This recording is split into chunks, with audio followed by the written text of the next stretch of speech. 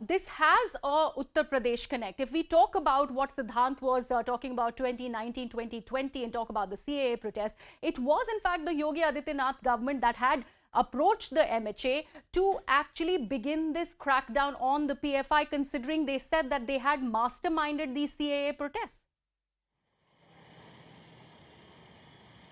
Well, these raids today, they actually give you a very larger picture. And I clearly remember that how, in the past, the Student Islamic Movement of India has started, and then gradually it has become a pan-India, agitation, and thereby the government was ultimately, led to a massive crackdown and then ultimately banning this organization. Now, why these raids become important, especially in context of UP, is that PFI may be having its actual roots in South India.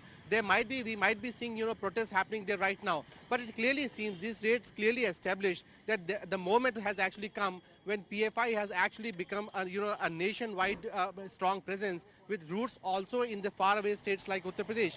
Yes, Yogi Adityanath's government, as you rightly said, has often started, has ensured drives against the PFI activists. Remember when the Hathras case happened and that very infamous case of Kerala journalist, he was arrested along with a couple of PFI activists.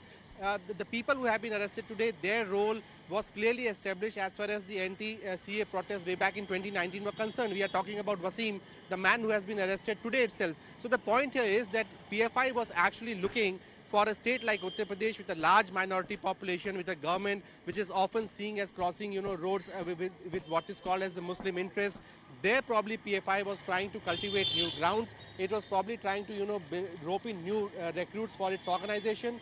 The organization here was at a very nascent stage right now, and that's the reason we are not seeing any protests as we are seeing in southern India against the raids that have been conducted at the PFI offices and against their activists.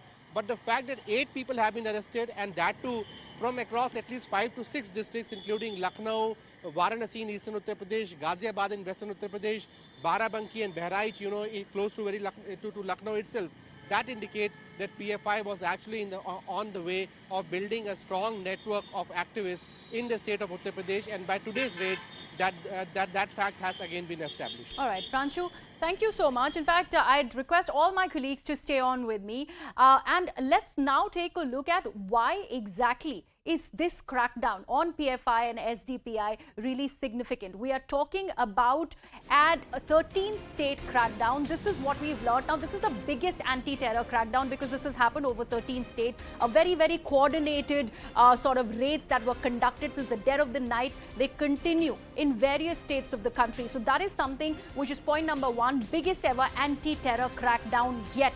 This has never been seen before so far in the country. 13 states, like I said, where the crackdown has happened. And remember, this is being monitored by the Ministry of Home Affairs. So under the leadership of Amit Shah is where this happened. Now, we're also being told that this is a coordinated multi-state midnight raids. Remember, close to 2 a.m. or about 3:30 in the morning today is when the raids really started. These were coordinated multi-state raids. We also know that top leadership of the PFI have been arrested in these raids. So all the major leaders of the Popular Front of India have been nabbed. We also been told that decoding of PFI's source of funding is being done. So that terror funding, the financing is something that is the big question, and that really is being cracked down upon. Also, we are getting to know that we do know that how the senior leadership, when it comes to not just Union Home Minister Amit Shah for that matter, but senior NIA officials and also NSA Ajit Doval, who is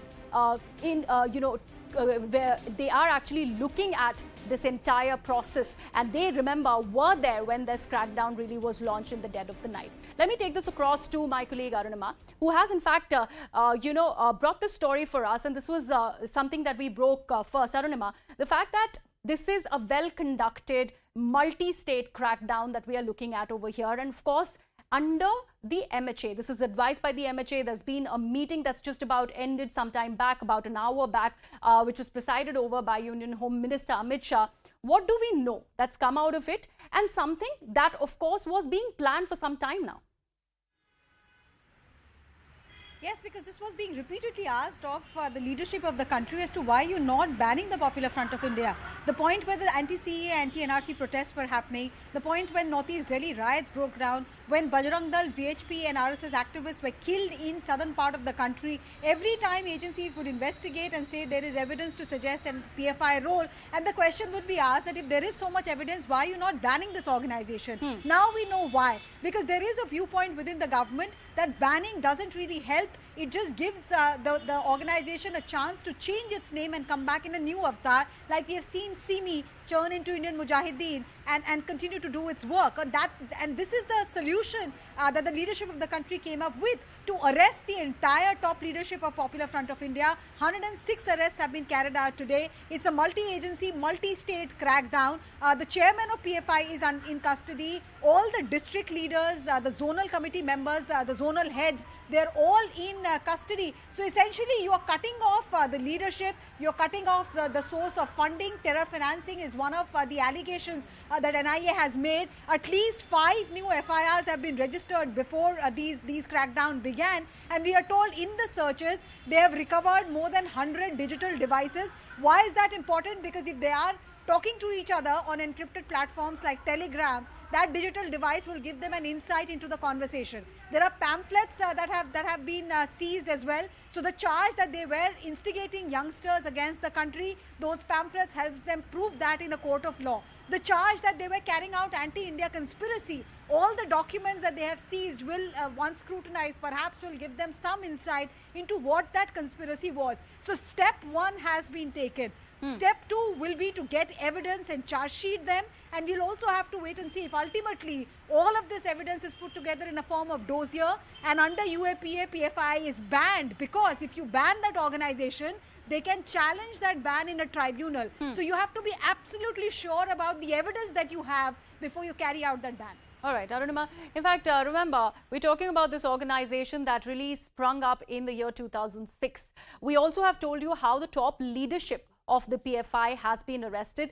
Let's tell our viewers exactly who are we looking at. Omar Salam, who's the PFI chairperson, is now arrested. That is number 1. Also Parvez Ahmed, he is the PFI vice president. He also has been nabbed. Also Emma Rahiman, who's the PFI vice chairperson, he also is in custody. Anis Ahmed, PFI general secretary, is in custody now. So all these members together, and Ilaram, who's the PFI secretary, also in custody now. All these people arrested. Afsar Pasha, PFI secretary, also in custody. Mohammed Shakif, who's the PFI secretary, we are told is also now arrested. And all these leaders are in custody after these massive raids that were conducted all through the country today. Let me take this across to Shogata, who is now joining me. Shogata,